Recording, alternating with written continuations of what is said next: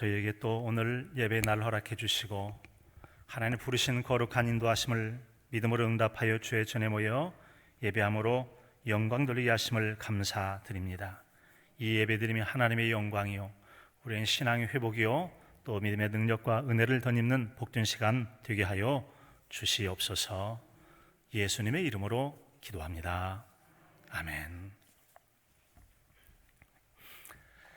세상을 살아가는 동안에 우리는 원치 않아도 찾아오는 불청객같이 여러 가지 어렵고 힘들고 버거운 일들을 경험할 때가 있습니다. 그와 같은 일들은 꼭 내가 잘못했다고 하는 것 상관없이 여러 다양한 상황과 환경, 원인들 때문에 우리에게 그런 일들이 다가오게 되죠. 어떤 일들은 감당할 수 있을 거예요. 그런가 하면 어떤 경우는 감당하기는 너무 버거워서 누군가 나에게 좀 도움이 필요하다 할 그런 일도 있기도 할 것입니다. 바로 그런 때 누가 나에게 좀 도울 자가 없을까라고 하는 그런 마음을 갖게 될 것입니다. 오늘의 말씀 상황도 시인에게는 매우 버겁고도 힘겨운 그런 상황을 만나게 되었을 때 바로 하나님의 도우심을 필요로 한 그런 내용을 담고 있습니다. 우리에게는 도울 분이 계십니다. 우리에게는 하나님이 계십니다. 하나님 우리와 함께 하시고 또한 우리를 도우신 하나님이 되실 줄로 믿습니다. 그렇다면 여러분, 하나님은 우리를 어떻게 도우시는 분이실까요? 오늘의 말씀은 다음과 같은 말씀을 통하여 하나님께서 이렇게 우리를 도우신다라고 말씀해 주고 계십니다. 첫 번째는 바로 우리에게 건져주시는 분으로서 우리를 도우실 분이라고 말씀해 주고 계십니다. 건져주시는 분이시죠. 코로나19가 여러분 많이 확산되어 있을 때 방역당국도 국가적으로 여러분 이번 명절 때는 추석에도 좀 가지 마시고 갑자기면 고향 방문 자제하시고 가정에 머물러 주시기 바랍니다 그랬었죠. 그래서 많은 국민들이 따랐었는데 그러는 중에 외교부 장관의 남편이 요트라고 하는 배죠, 해양에서 뱃놀이 할 수 있는 배를 요트라고 하는데 그 배를 사러 가겠다고 그리고 놀다 오겠다고 떠나는 일이 있었습니다. 이 일 때문에 여러분 어때요? 그 외교부 장관이 좀 궁지에 몰렸었죠. 자꾸 남편에 대해 추궁을 하니까 이렇게 답을 한 적이 있습니다. 말린다고 말려질 사람이야지요. 일종의 남편은 못 말려가 바로 여러분 그 가정 안에 여러분 있었고 이것이 상당히 논란이 된 적도 있었습니다. 그 일로 인해서 여러분 누구는 뭐 고위 공직자라고 하도 그 배우자는 그렇게 국가 정책도 안 따르고 놀러 다니는데 아니 힘없고 약한 우리한테만 자꾸 질서 지키라고 옥조이냐고 말이죠. 불만이 좀 많이 생기기도 했었죠. 그런가 하면 또 한편으로 그 강경화 여러분 외교부 장관의 얘기에 공감하는 분도 있었어요. 우리 집에도 그런 남편이 있다고. 어떻게 말을 안 듣는 남편이 있는지 내 말을 아주 안 듣는다고 말이지. 그래서 여러분 웃기도 했다고 그러죠. 여러분 그런 이야기가 지나가면서 이 코로나 바이러스에 대한 경각심이 이전보다는 조금 더 약화되기도 했고 다른 한편으로 정부에 대한 또 불만은 많아졌죠. 누구는 뭐 그렇게 해도 되느냐라고 하는 것이죠. 자, 여러분 이와 같은 이 상황 속에서 아마도 이 정부 차원에서는 이 방역 2단계를 지속하기가 좀 부담스럽기도 할 것입니다. 그래서 어쩌면 이번 주에 상황을 보고 이번 주간 안에 잘 살피다가 그 조정을 2단계에서 혹시 그 단계를 하나 낮출 가능성도 있기도 합니다. 물론 갑자기 또 뭐 감염자가 확장되면 어려울 수도 있겠습니다만 추세로 와서는 충분히 그럴 가능성이 있지 않을까 생각이 되어져요. 자, 국내적으로는 여러분 이런 대로 그런 대로 분위기가 괜찮은데 국외 상황은 그렇지가 않습니다. 최근 들어서 유럽 쪽에도 굉장히 많이 확진자가 나오는데 그 중에 하나 프랑스 같은 경우는 연일 최고치를 기록한답니다. 하루에 2만 명 이상이 확진자가 나오고 있어요. 미국 같은 경우는 좀 숫자가 줄었다고 해도 우리가 10달 되어서도 아직 그런 숫자를 채우지 못한 하루 사이에 5만 8천 명씩이나 확진자가 나오고 있다고 그래요. 그럼에도 불구하고 트럼프 대통령 같은 경우는 우리가 10일이니까 거기는 10일이겠죠. 아마 이미 맞췄을지도 모르겠습니다만 백악관에서 수천 명의 사람들을 모여서 여러분 제 그 연설을 하기로 했다고 그러죠. 그리고 대면 유세 활동을 하게 될 것이고 그런데 그 나라는 또 마스크 쓰는 것이 연방정부, 우리 같으면 중앙정부 차원에서 꼭 마스크를 써야 된다 그런 규정도 없답니다. 쓸 사람 쓰고 안 쓸 사람 안 쓰고 50여 개의 여러분 주가 있는데 주정부에서도 17개 같은 경우는 자유로 되어 있다는 거죠. 그래서 여러분 마스크를 우리처럼 철저하게 쓰지 않고 있습니다. 자, 그런데 여러분 우리는 어떻습니까? 프랑스나 미국에 비해서 비교보다 훨씬 적은 여러분 숫자의 그런 코로나 바이러스 확진자가 나왔음에도 불구하고 우리는 철저하게 마스크를 쓰고 있습니다. 아주 잘 지켜가고 있어요. 거리 지켜갑니다. 그럼에도 불구하고 다음 달 13일이 되어지면 마스크 쓰지 않으면 과태료 본답니다. 과태료는 재판 걸치지 않고 우리에게 벌금 형태의 부과금을 내게 하는 게 과태료잖아요. 딱지 끊으면 이제 물은 해야 돼요. 얼마씩 낼 그런 형편이 놓여 있기도 합니다. 여러분, 왜 이런 말씀 드리겠어요? 예수님 믿는다고 하는 성도들께서도 코로나 바이러스 조심해야 되죠. 그런데 너무 두려워하거나 불안해하고 걱정하는 분들이 많이 계셔서 좀 부담을 좀 내려놓으시면 좋겠다라고 하는 그런 말씀입니다. 조심하고 주의는 하되 두려워하고 염려는 너무 하지 말라고 하는 것이에요. 하지 말라는 겁니다. 우리가 여러분 지금 마스크 잘 착용하고 계신데 이런 일정한 거리 두고 앉아서 잘 지킨다면 전염병 확산 비율은, 감염 비율, 전염 비율은 매우 낮습니다. 이미 여러분 잘 알고 계신 것처럼 이 지난 10달 동안 남원은 확진자가 한 명도 안 나왔죠. 아무 일이 없었던 건 아닙니다. 확진자가 골프도 치고 가고 밥도 먹고 가고 했음에도 불구하고 아직까지는 감사하게도 그런 사람이 없더라는 거죠. 잘 우리가 방역 조치를 취하고 마스크도 쓰고 그래서 그러지 않나 생각이 되어집니다. 여러분, 전라북도 인구를 보니까 2020년도에 181만 5,112명이라고 되어 있더라고요. 그런데 지난 10달여 기간 동안에 지금까지 확진자가 149명이 오늘도 없더라고요. 보니까 올려서 한 명 올린다고 해서 150명, 한 달에 15명 꼴입니다. 이런 여름 비율 가지고 우리가 과연 얼마나 코로나 바이러스에 감염될 확률이 있을 것인가 단순 계산을 해보면요, 한 명 걸렸다면 180만 분의 1이에요. 제가 그냥 계산 맞는지 모르겠는데 해보니까 0.00000 5개 하고 82873 아주 적은 비율. 한마디로 말해서 여러분, 우리 여기 요청강에서 어떻게 바늘 가지고 놀다가 어디로 그냥 잊어버렸어요. 모르는데 그 모래 사이에서 바늘 찾는 것만큼이나 여러분 코로나 바이러스 감염될 가능성 낮다고 하는 거예요. 지난 10달 동안에 남은 확진자가 한 명도 안 나왔잖아요. 계산상으로는 0명, 한 사람도 안 걸려 쉽게 걸리지 않는다는 거예요. 어느 날 갑자기 내가 코로나 바이러스 걸릴 것이다. 그럴 가능성 매우 낮다는 것입니다. 그래도 조심은 해야 돼요. 어쩔 일이 있을지 모르니까. 그러나 조심은 하되 너무 두려워하지 말라는 거죠. 조심은 하되 주의하되 두려워하지는 말라는 거예요. 사실 여러분, 이렇게 코로나 바이러스 때문에 우리가 마스크 쓰고 체온 측정하고 소독하고 방역 약 뿌리고 하는 게 얼마나 많은 여러 가지 면에서 긍정적인 또 도움이 됐는지도 모르겠어요. 잘 아시는 것처럼 여러분 혹시 뉴스에도 보니까 여러분 금년에 이 마스크 착용하고 소독 잘하고 그래서 그런지 30-40%, 30여 %가량의 감기 환자가 줄었다고 그러지 않습니까? 그게 왜요? 대개 이제 세균성에 의해서 배탈, 설사, 눈곱 생기고 또 바이러스에서 전염되는데 이것들이 손 깨끗이 하지, 마스크 잘 착용하지, 그러다 보니까 병이 잘 안 걸리는 거예요. 어떤 면에서는 긍정적인 그런 결과도 있었던 것이죠. 우리가 생각해보면 여러분, 혹시라도 코로나 바이러스 걸리면 생명이 위험할까 봐, 걸렸다고 죽는 건 아니에요. 죽는 건 아닌데 혹시라도 걸리면 몸에 해로울까 봐 얼마나 철저하게 마스크 쓰고 소독하고 체온 측정하고 잘하고 계신 거 계속 잘해야 돼요. 언제나 조심하고 주의하십시오. 자, 중요한 한 가지 교훈을 얻습니다. 이렇게 조심하다 보니까 그런 여러분 감염병 같은 게 월등히 낫더라는 것이죠. 바로 그런 마음을 우리가 신앙적으로 적용해 본다면 어떻습니까? 죄의 바이러스, 이것은 바로 우리 육체와 영혼까지 영원히 멸할 수 있는 죄를 짓게 하는 죄의 바이러스를, 이런 우리의 육체를 해치는 바이러스를 차단하는 그런 자세와 태도를 가지고 한다면 우리가 참으로 좋은 신앙을 가질 것입니다. 손이 더럽혀지면 씻잖아요. 회개하듯이 하고 철저하게 죄에 대해서 멀리하게 된다면 우리가 하나님의 은혜 가운데 살아갈 수 있게 될 줄로 믿습니다. 여러분, 어떤 삶입니까? 우리가 죄의 삭은 사망이라 말씀하셨어요. 코로나 바이러스가 확진자가 지나가도 감염될 확률은 매우 낮지만, 우리가 잘 마스크랑 쓰면 낮지만, 그러나 죄의 삭은 사망이라는 죄값은 반드시 묻는다는 건 100% 결정이 되어 있습니다. 이처럼 훨씬 더 위험하고 영원한 생명을 잃을 수도 있는 이 죄에 대해서 우리가 경각심이 없다면 이건 정말 심각한 거죠. 우리가 오히려 이런 코로나 바이러스를 통해서 뭔가를 차단하고 조심하는 것들이 신앙적인 면에서 영적인 죄의 바이러스를 차단하고 영혼을 잘 지켜가는 신앙의 삶을 살면 하나님의 기쁨이 되실 줄로 믿습니다. 여러분, 우리가 그런 마음 가지고 잘 신앙을 지켜가는 이것이 또한 우리가 하나님을 사랑하는 신앙의 방법이 아닐까 생각이 되어집니다. 오늘 말씀 보면 우리가 하나님을 사랑하게 된다면 하나님 우리를 건져주시겠다고 말씀하십니다. 14절 상반절입니다. 하나님이 이르시되 그가 나를 사랑한즉 내가 그를 건지리라 라고 말씀하셨어요. 여러분, 우리가 하나님을 사랑하면 하나님께서 우리를 위기 상황에서 건져주실 줄로 믿습니다. 그래요.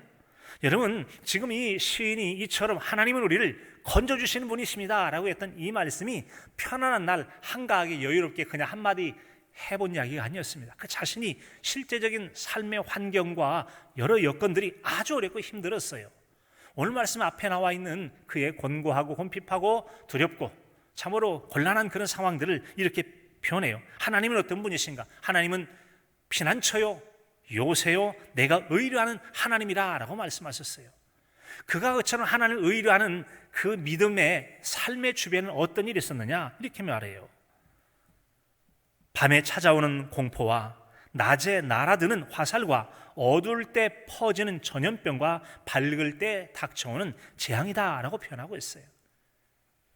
여러분, 시인이 자신의 죄 때문이 아닌 주변의 악한 자들의 불량한 행위 때문에 겪는 여러 가지들 혼자 감당이 너무나 버거운 상황이었어요. 그래서 하나님을 절대적인 피난처로, 의지로, 또 신뢰할 분으로 여기지 않으면 안 됐습니다.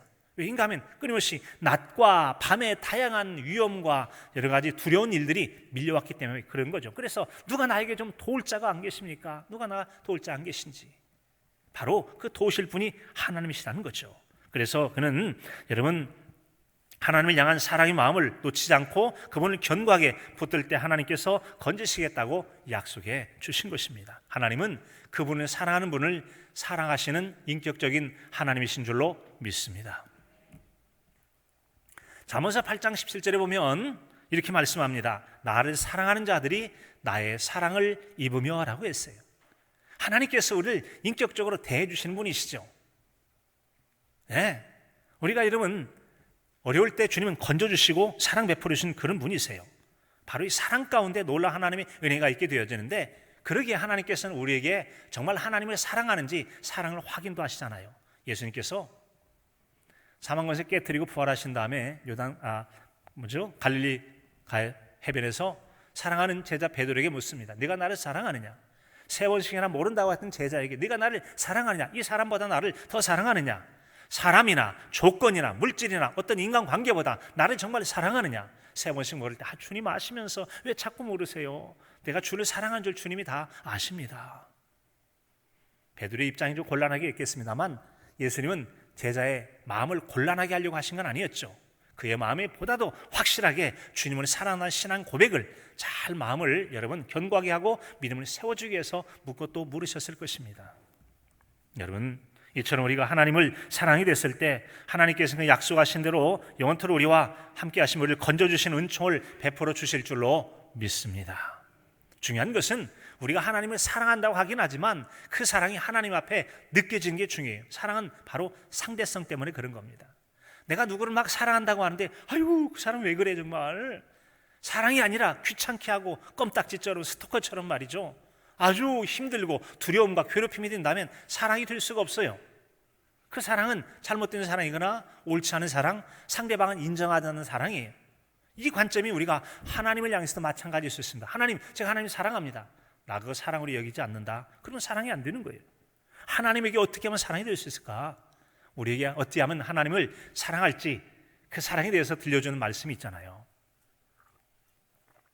예수님 말씀하시기를 나의 계명을 지키는 자라에 나를 사랑하는 자니 나를 사랑하는 자는 내 아버지께 사랑을 받을 것이요 나도 그를 사랑하여 그에게 나를 나타낼 것이라고 말씀하셨어요. 예수님이 가르쳐 주신 하나님을 사랑하는 방법, 예수님을 사랑하는 방법은 그분의 말씀을 지키는 사람, 그가 나를 사랑하는 자지. 그런 사람은 하나님도 사랑하시고 내가 그에게 나의 존재를 나타내 보이신다고 말씀해 주셨어요. 하나님이 이처럼 아들 되신 예수 그리스도를 통하여 우리에게 어떻게 하나님을 사랑할지를 가르쳐 주셨습니다. 하나님 또한 우리가 하나님 말씀을 붙들고 마음에 새겨 지켜 행할 때 하나님은 우리가 그분을 사랑하신 줄을 아실 줄로 믿습니다. 그리고 우리가 하나님을 사랑할 때 우리를 건져주실 거예요. 건져주시게 됩니다. 여러분, 이 같은 이 사랑이라고 하는 것은 우리가 기분이나 감정이나 느낌만 가지고 사랑하는 건 아닙니다. 분명히 사랑에는 기분이 있죠. 감정이 있고 느낌이라는 게 있어요. 그런데 이것은 여러분 이제 사춘기 연애할 때는 그럴 수도 있어요. 그때는 남이 싫어해도 자기 혼자 좋아하면 짝사랑에 대해서 한없이 좋아할 수 있어요. 영원하진 않지만 마구 좋아할 수 있어요. 하지만 여러분, 우리 사랑이 언제나 그렇게 느낌이나 감정이나 기분만 가지고 사랑할 수 있는 건 아닙니다. 진짜 성숙한 사랑이라고 하는 것은 느낌이나 감정 차원을 떠나서 그렇게 해야 되니까 의지적인 결단을 통해서 사랑하며 살아갈 수가 있는 것이라는 거죠. 바로 예수님께서 우리를 향하여 베푸신 그 십자가의 사랑이 바로 그거 아니겠습니까? 예수님께 십자가를 지신 일이 정말 기분이 좋아서, 정말 행복해서, 아주 감정적으로 너무 좋아서 십자가를 지신 것입니까? 결코 그렇지 않아요. 우리에게 참 사랑의 모습을 보여주셨던 예수님의 말씀이 마가복음 14장에 보면은 그분도 우리의 온 인류를 구원하시기 위한 큰 사랑을 나타내시기까지는 절대 기분이나 감정이나 느낌 가지고 하신 것이 아님을 알 수 있어요. 얼마나 마음이 괴롭고 힘겹고 고민스럽고 슬펐는지를 성경 말씀이 들려주고 있습니다. 마가복음 14장 33절 하반절에 보면 심히 놀라시며 슬퍼하사, 깜짝 놀라신 그 십자가의 그 쩌릿쩌릿하는 여러분, 막 채찍당하시고 못 박히시고 그 여러분 그 시간들, 그때가 얼마나 또 아버지께 버림받는 그 시간이 슬픔의 시간들로 깜짝 놀라신 겁니다. 34절은 내 마음이 심히 고민하여 죽겠다. 얼마나 마음이 고민됐으면 죽을 것 같을 정도로 예수님도 고민하셨다는 거죠. 그리고 제자들에게 깨어있어, 머물러 여기서 깨어있으라고 말씀하셨어요. 그 기도하십니다. 될 수 있는 대로 이때가 자기에게서 지나가기를 구하셨다. 예수님도 인간적으로 말하면 전혀 기쁘지 않아요. 너무 괴롭고 고민이 돼요. 그래서 자기가 십자가를 할 수만 있다, 안 지고 좀 일이 좀 지나갈 수 없을까, 이렇게 기도하셨던 것입니다. 그럼에도 불구하고 의지적 결단을 하시죠. 나의 원대로 하옵시고 하나님의 원대로 하옵소서 하니라. 아멘. 성숙한 사랑은 바로 그런 것입니다. 이것이 부부의 사랑이든 이웃의 사랑이든 성도 안의 사랑이라고 하는 것도 내 잘해주면 잘해주고 못하면 못하고, 이것은 애들의 사랑이죠. 유아적 사랑. 성숙한 사랑이란 그가 나를 사랑하지 않아도 원수를 사랑하라 하신다면 주의 말씀에 따라 그를 이해하고 사랑하고 존중해 주려고 하는, 이것이 하나님 말씀을 따라 지켜 살아가는 하나님을 사랑하는 것이고, 그런 하나님이 사랑하는 자를 하나님께서 어떤 상황에서도 건져주시는 하나님이 되실 줄로 믿습니다. 여러분, 그렇습니다. 이 같은 하나님은 그런 사랑을 우리에게 기대하고 계신 거예요.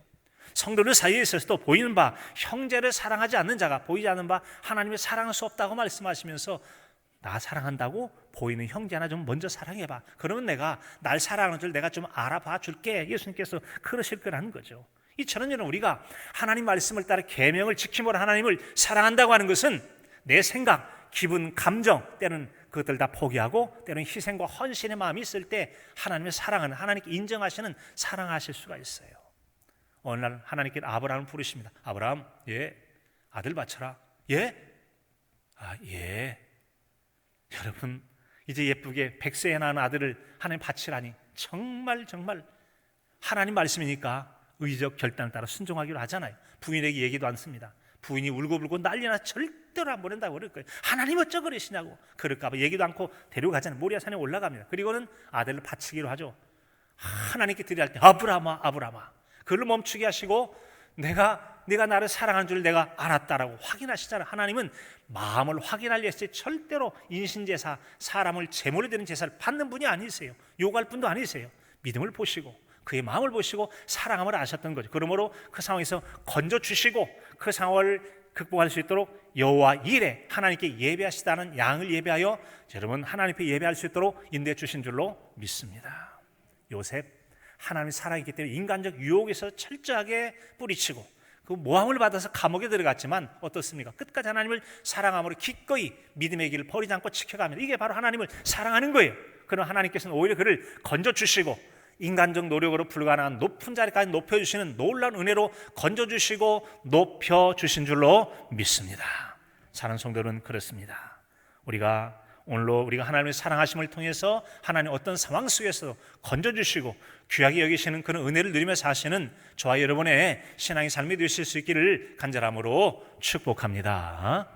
여러분, 우리가 어렵고 힘겨운 삶을 살아갈 때 하나님 우리를 도우시는 두 번째는 우리에게 응답하신 하나님으로서 우리를 도와주시는 분이십니다. 응답하시는 분이세요. 최근에 일간지에 보니까 15일 만에 또 종전선언, 대답 없는 메아리, 그런 제목의 글을 본 적이 있었어요. 그 글을 보면서 상대방에게 대답이 없는 메아리다. 이 얘기는 누군가 제안을 하는데 아무런 반응도 응답도 하지 않는 거예요. 자기 혼자 뭐라고 하다 말아버렸다, 뭐 그런 얘기 아닙니까? 여기서는 메아리라는 것이, 메아리, 소리를 야호 하면은 이 소리가 저 맞은편에 있는 산이나 뭐 절벽 같은데 부딪혀 다시 되돌려 오는 소리를 우리는 메아리라고 해요.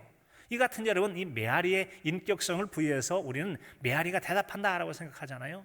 산에 사는 메아리. 그래서 우리가 야호 하면 저쪽에 살아있는 사람이 야호 대답하듯 들려오는 게 메아리잖아요. 그래서 옛날 사람 같은 경우는 이런 여러분 메아리에 대해서 인격성을 부여해서 특별히 요교나 초자연적인 존재가 그렇게 그런 행동을 한다라고 생각을 했다고 그럽니다.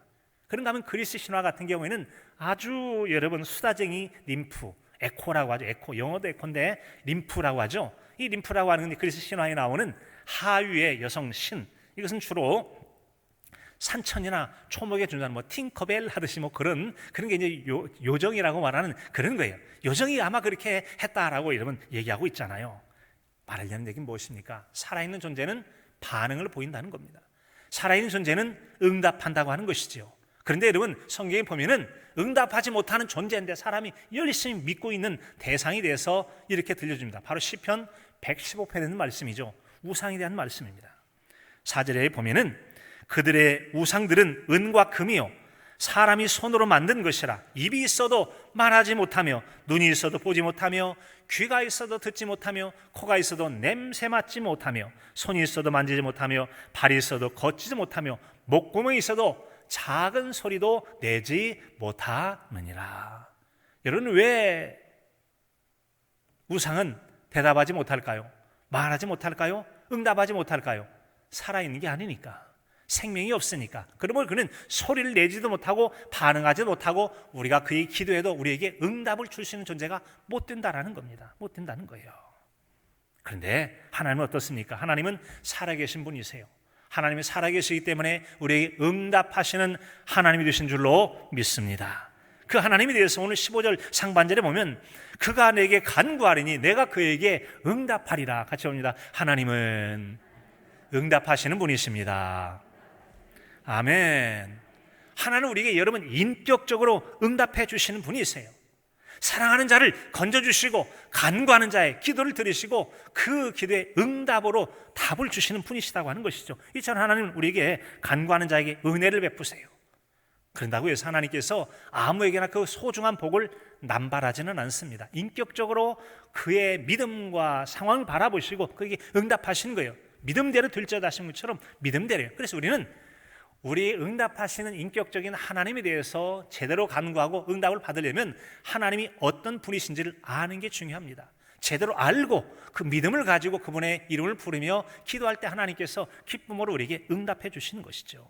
그래서 오늘 말씀 14절 하반절에 보면 그가 내 이름을 안즉 내가 그를 높이리라 라고 말씀하셨어요. 그가 내 이름을 알았네, 내가 그를 높여줘야지 라고 해서 우리는 여러분 하나님 앞에 기도할 때 바른 하나님에 대한 이해를 바탕으로 해서 건강한 믿음으로 기도할 때 하나님은 우리에게 응답을 주시는 것입니다. 자, 그런데 이처럼 하나님께 사랑하는 자를 건지시고 간구하는 자를 그를 향해서 응답해 주시는데 여러분 특별히 그의 이름을 아는 자를 높여주시리라 라고 말씀하셨어요. 자, 이름을 안다는 게 뭐죠? 내가 누군가 이름을 알아요. 이름을 안다는 것은 그의 이름 전인격을 얘기하는 거죠. 그의 이름을 욕하면 그 사람을 욕되게 하는 것이잖아요. 그래서 이름을 안다는 것은 그의 전체를 아는 거예요. 하나님의 제도를 아는 것이에요. 우리가 여러분 지난 이틀 전에 9일이 한글날이었죠. 한글을 누가 만들었죠? 세종대왕이 만들었어요. 1443년에 창제해서 46년에 반포를 하게 되는데 양반들이 해서 많이 중국 중심의 성리학을 가지고 있는 양반들이 하도 반대를 하니까 이해를 시키느라고 3년간 이해시키고 마침내 반포를 하게 되잖아요.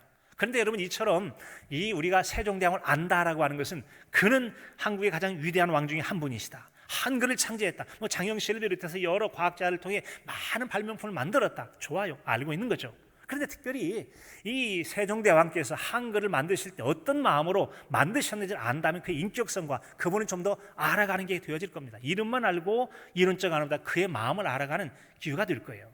자, 여러분 이 훈민정음 헤레본이라는 게 있죠. 훈민정음은 국민을 가르치는 바른 소리라고 하는데 헤레본은 이 훈민정음이 어떻게 기록되어 있고 설명해 주는 그런 해석의 책이 헤레본인데 거기에 보면은 이런 내용이 기록이 되어 있어요. 우리나라 말이 중국과 달라 한자와는 서로 통하지 않았어. 이런 까닭에 어리석은 백성이 말하고자 하는 바가 있어도 마침내 제 뜻을 말하지 못하는 사람이 많다. 내가 이를 가엾게 여겨 새로 28글자를 만드니 모든 사람이 쉽게 익혀서 날마다 쓰는데 편하게 하고자 할 따름이다. 세종대왕님의 마음이 느껴지십니까? 내가 뭔가를 하나 해가지고 이름 좀 날리고 이야 행세 좀 하겠다, 과시하겠다, 뭘 얻겠다, 그게 아니었어요. 오직 자기가 다스리는 백성들 너무 가엾고 안타까워요. 우리 글이 없다 보니까 소통이라고 그래서 말은 하는데 멀리 떨어진 이웃에게 편지 하나 보낼 수 없는 거예요. 똑똑하고 잘나는 사람이 하겠지만 모든 사람이 다 한자를 배운 게 아니고 중국말과 달라서 우리말로 썼으면 좋겠는데 우리말이 없다 보니까 우리말을 좀 어떻게 만들어 보자 해서 새로 28자를 만들어서 배우기 쉽고 사용하도록 했다고 하는 거죠. 이게 바로 세종대왕님의 마음 아니겠습니까? 그럼 세종대왕님 알겠다. 참 백성을 사랑하신 분이었구나. 여러분 마찬가지입니다. 우리가 있잖아 하나님 이름만 아는 것이 아니라 하나님이 어떤 분이신지를 알고 믿음의 근거에서 간구할 때 하나님은 그 하나님을 아는 믿음으로 간구한 그 기도를 들으시고 응답하시는 하나님이 되신 줄로 믿습니다. 우리가 그런 기도를 드리길 원하고 계신 거예요. 여러분 이 기도라고 하는 것도 바르게 알고 기도하는 게 중요하죠. 우상들은 간구해도 반응도 못하잖아요. 그런데 하나님은 우리 응답하시는 분이세요. 그런데 응답은 하시되 제대로 하나님의 말씀이나 하나님이 어떤 분이신지를 알고 기도하기를 원하세요. 우리에게 여러분 기도에 대해서 하나 가르쳐주는 에스겔서 36장 37절에 보면 이렇게 기록이 되어 있어요. 그래도 이스라엘 족속이 이같이 자기들에게 이루어주기를 내게 구하여야 할지니라. 아멘. 하나님은 구해야 응답을 주시는 하나님이신 줄로 믿습니다. 하나님은 여러분 우리가 구하기 전에도 이미 다 우리 마음까지 다 알고 계세요. 무엇이 필요한지, 뭘 기도하려고 하는지 다 알고 계세요. 속으로만 기도 다 하세요. 그럼에도 불구하고 우리에게 기도하라고 말씀하신 거예요. 왜 그러셨을까요? 기도하지 않는 것은 믿음이 없는 것이고 기도하는 것은 믿음의 행위거든요. 하나님은 내 기도를 들으시고 내 기도에 응답해 주실 것이라고 하는 하나님에 대한 바로 믿음을 가지고 간구할 때 그런 기도를 응답해 주시게 우리에게 구체적으로 기도하라고 말씀하신 것입니다. 기도하실 때 알고 믿음의 고백 가지고 기도하실 수 있기를 바랍니다. 그때 우리 믿음을 보시고 내 믿음대로 될지어다라고 말씀하셨어요. 믿음대로 될지어다. 하나님은 우리에게 믿음을 필요로 하세요. 히브리서 11장 6절에 보면 믿음이 없이는 하나님을 기쁘시게 못하나니 하나님께 나아가는 자는 반드시 그분이 계신 것과 또한 그분을 찾는 자들에게 상 주시는 이심을 믿어야 할지니라. 아멘. 믿음이 있는 자가 하나님께 상 받는다는 겁니다. 자, 그래서 이런 믿음을 가지고 기도하면 우리 하나님께서 응답해 주시는데 너는 내게 부르짖으라. 내가 내게 응답하겠고 내가 알지 못하는 크고 은밀한 일을 내게 보이리라. 믿음 가지고 간구할 때 응답해 주시겠다는 겁니다. 그런데 혹이 어떤 분은 내가 지금까지 얼마나 기도했는데 아직도 하나님 응답해 주시지 않는데 그런 분이 계실지도 모르겠어요. 때로는 우리에게 인내를 필요하기도 해요. 히브리서 10장 36절에 보면은 너희에게 인내가 필요하면 너희가 하나님의 뜻을 행한 후에 약속하신 것을 받기 위함이라. 응답 주시겠다면 주시겠다는 겁니다. 그런데 그 응답이 있기까지 인내가 필요한데 그 과정을 통해 기다리는 과정을 통해 자신의 믿음을 점검해 볼 수 있어요. 응답받지 못하는 것은 정욕으로 잘못 구할 때도 구하지 않았을 때도 믿음 없을 때도 기도하고 의심했을 때 응답받기를 기대하지 말라고 말씀하셨기 때문에 혹시 응답이 없는 건 혹시 내 기도에 문제가 있는 건 아닐까 자기 믿음을 또 돌아보기도 하는 것이죠. 중요한 것은 하나님을 바로 알고 건강한 믿음으로 간구할 때 하나님은 약속하신 대로 반드시 우리에게 응답의 복을 주실 줄로 믿습니다. 세 번째는 여러분 많은 어려움과 곤고 가운데 불가피한 도움이 필요한 우리를 도우시는 하나님은 우리와 함께 하신 하나님으로 우리를 도와주시는 분이시라는 겁니다. 함께 하는 분으로. 하나님은 여러분 우리가 어려운 가운데 건져주세요. 간국 가운데는 우리에게 응답해 주세요. 그리고 또한 우리를 여러분 혼자 두지 아니하시고 함께 해주신 하나님이라고 하는 것입니다. 우리 주님께서 여러분 이제 성전을 가시듯이 또 길을 가시다가 하나님께 우리를 보셨다 해보십시다. 우리 길거리에 봤어요. 불쌍해요. 그래서 불쌍한 마음, 동정하는 마음으로 몇 푼의 돈을 던져줄 수 있어요. 그리고는 끝나버렸다. 또 며칠 지나다 보니까 또 앉아있네. 또 주셨어요. 하나님은 우리를 거지 대하듯 그렇게 대하는 분이 결단코 아니라는 것이죠. 하나님은 만날 때 어쩌다 한 번씩 우리를 동정하고 사랑하는 분이 아니라 언제나 우리를 사랑해 주시는 하나님 아버지이신 줄로 믿습니다. 하나님 그렇게 우리 사랑하시려고 작정을 하시고 예수님 믿는 자마다 하나님을 아빠 아버지라 부른 자녀된 권세를 주시고 나를 하나님 아버지라 부르거라, 너는 내 자녀다라고 하시고 언제라도 우리와 함께 하신 하나님 우리에게 복 주시기를 원하시는 분이세요. 우리가 믿는 하나님은 우리가 환난을 당할 때 그러므로 피하지 않고 함께 하시고 도와주시고 건져주시는 하나님이 되실 줄로 믿습니다. 15절에 말씀하시죠. 하반절에 그들이 환난 당할 때 내가 그와 함께하여 그를 건지고 영화롭게 하리라. 어렵고 입장곤란하니까 가까이 하지 말고 멀찍이 떨어져라 하지 않고, 어렵고 환난 당했으니까 그러니까 내가 그때 필요한 거지, 그러니까 내가 너를 도와줘야지 하고 함께 해주시겠다는 겁니다. 이게 우리가 믿는 하나님이세요. 얼마나 좋고 감사한 하나님이십니까? 그 하나님의 함께 하심을 여러분들이 많이 암송하는 이사야 41장 그렇게 말씀하시잖아요. 두려워하지 말라, 내가 너와 함께 함이라. 놀라지 말라, 나는 내 하나님이 됨이라. 내가 너를 굳세게 하리라. 참으로 너를 도와주리라. 참으로 나의 의로운 오른손으로 너를 붙들리라. 아멘. 하나님은 우리를 떠나지 않고 함께 해주시면서 도와주시고 힘줘주시고 붙들어 주시겠다고 말씀하십니다. 그게 바로 우리가 믿는 하나님이세요. 얼마나 귀하고 좋으신 하나님이십니까? 여러분, 그 하나님께서 우리에게 말씀하세요. 어떻게 우리를 도우시는가? 시편 91편 11절에 보면 그가 너희를 위하여 그의 천사들을 명령하사 내 모든 길에서 너를 지키시리라. 때때로는 하나님의 손길로 보이지 않는 천사를 통해서 도우시는 그런 은혜도 있잖아요. 저는 개인적인 고백입니다만 2005년도에 운전하다가 교통사고가 나고 차가 다 박살이 나버렸어요. 차축이 휘어서 못 쓰겠다고, 못 고치겠다고. 제가 부목사들 탔던 거 이제 그때 그 폐차하고 새로 이제 차를 갖게 된 계기가 됐는데 졸음운전한 거죠. 고창에서 전라북도 여러분 8개월 후에 체육대회를 했어요. 목회자 부부 체육대회 했는데 그쯤 하고 오려고 했는데 전주 가서 중림온천에서 목욕하재요. 또 순두부가 좋다고 밥을 먹재요. 제가 틀림없이 알아요. 밥 먹고 하면은 졸음 가능성이 많아 좀 가버렸더니 큰 교회 있다고 행세하냐고 그래서 행세 안 하려고 순하게 따라갔다 죽을 뻔한 거예요. 어디서 다 왔다 KBS에서 차 받아가지고 박살나버렸잖아요. 컨테이너 박스 비껴가고 전봇대 비껴가고 낭떠러지 비껴가고 하나님이 살려주세요. 턱퍽 뭐야? 깼더니 사고가 났어요. 다친다라고는 핸들 잡고 놓쳐가지고 여기만 조금 먹는 거 하나도 안 다쳤어요. 그때 제가 하나님께 저를 생명사기를 쏴주셨다는 은혜를 알았어요. 감사하게 된 거예요. 개인적 신앙 고백입니다. 살려주셨어요. 절벽에 떨어졌다든지 전봇대에 부딪혔다든지 여러분 그랬더라면 돈 물지 사고 나서 더 그만이 다쳤겠죠. 다행스럽게도 받았는데 조수석이 그냥 박살 찌그러져가지고 차축이 휘어서 못 쓰겠다고 그래서 고쳐 쓰지도 못하고 말았습니다. 하나님께서 살려주신 줄로 믿습니다.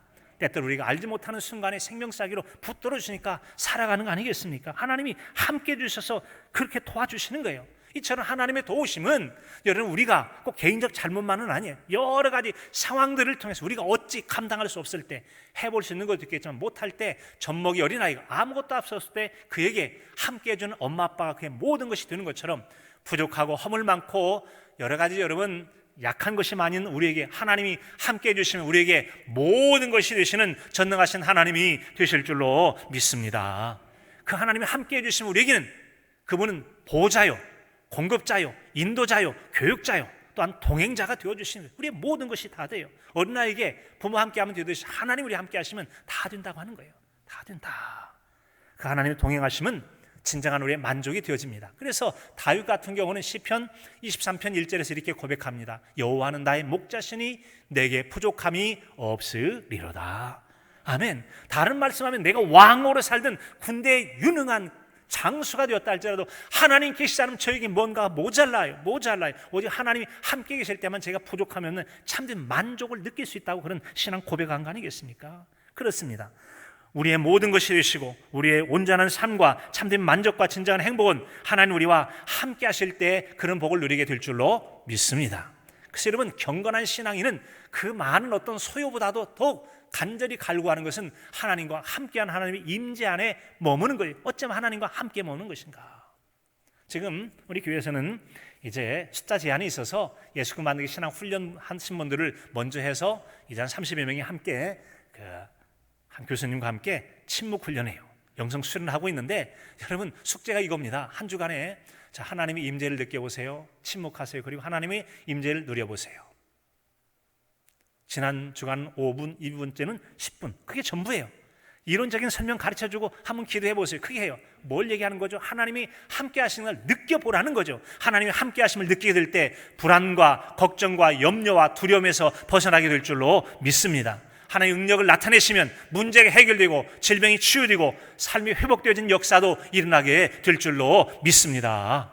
함께함으로 여러분 체험할 일이 많이 있잖아요. 어떤 분은 찜질방 갔다 왔어요. 아이고 여러분 음이온도 나오고 뭣도 나오고 해가지고 갔더니 그냥 찌뿌둥했던 게 그냥 싹 풀려고 매우 몸이 개운하다고 하는 분 있잖아요. 개운하대. 또 어떤 분은 공기 좋고 피톤치드가 많이 나오는 산 한번 갔다 와봐. 땀 한번 쭉 빼고 나면 그냥 피곤이 싹 풀리고 머리가 그냥 얼마나 맑아진지 모르겠다고. 여러분 그 분명히 도움이 있을 것입니다. 하나님께 지으신 피조물의 세계 속에 잠깐 머물러 그곳에 영향만 받아도 좋다면 그 모든 것을 창조하신 하나님, 전능하신 하나님, 그분과 함께 그분과 더불어 머물게 된다면 그분으로 인하여서 우리에게 오는 선한 영향이 없겠습니까? 하나님은 우리를 고쳐주시고 치유하시고 회복하시고 새 힘을 주실 줄로 믿습니다. 근심, 걱정, 두려움, 염려부터 사라져요. 든든한 하나님과 함께하는 뭐가 걱정이에요? 하나님과 함께하며 걱정한다면 그 믿음 참 걱정도 팔자 소관이죠. 하나님 그거 기뻐하잖아요. 그래서 때로는 우리가 비록 세상 형편들이 참 여러 가지 보잘것없고 부족함이 많아도 하나님과 함께 있는 행복의 삶을 누릴 수가 있어요. 그런 행복자의 노래를 하박국 선자는 3장 17절 이하에서 이렇게 말합니다. 비록 무화과나무가 무성하지 못하며 포도나무에 열매가 없으며 감람나무에 소출이 없으며 밭에 먹을 것이 없으며 우리의 양이 없으며 요양간에 소가 없을지라도 나는 여호와로 말미암아 즐거워하며 나의 구원의 하나님으로 말미암아 기뻐하리로다. 아멘. 여러분 우리 말초 신경을 자극하거나 주변에 우리가 육체적 만족을 주는 어떤 것이 있어서가 아니라 내게 필요가 아무것도 없다 할지라도 나의 모든 것이든 하나님의 임재 가운데 함께 머물 때 나는 비로소 진정한 기쁨과 행복을 맛볼 수 있다고 하는 그거 아니겠습니까? 이런 행복을 우리 예수님이 언제나 누리셨죠. 요한복음 8장 29절에 보면 나를 보내신 이가 나와 함께 계시도다. 내가 항상 그의 기뻐하시는 행함으로 나를 혼자 두지 아니하셨다. 예수님은 진짜 행복의 비결을 알았어요. 하나님과 함께 하는 거예요. 어떻게 하나님과 함께 했지? 하나님을 기쁘시게 하는 겁니다. 하나님을 사랑했더니 함께 해주셨다는 것이죠. 함께 해주셨어요. 사랑하는 성도 여러분, 하나님을 사랑하는 섬기의 믿음을 통해서 우리를 여러분 건지시고 응답 주시고 함께하는 그 삶의 풍성함을 누리시고 나눔에 전하는 복 있는 저와 여러분의 신앙의 삶이 될 수 있기를 간절함으로 축복합니다. 하나님, 주님 섬기는 믿음 가운데 우리를 건져주시고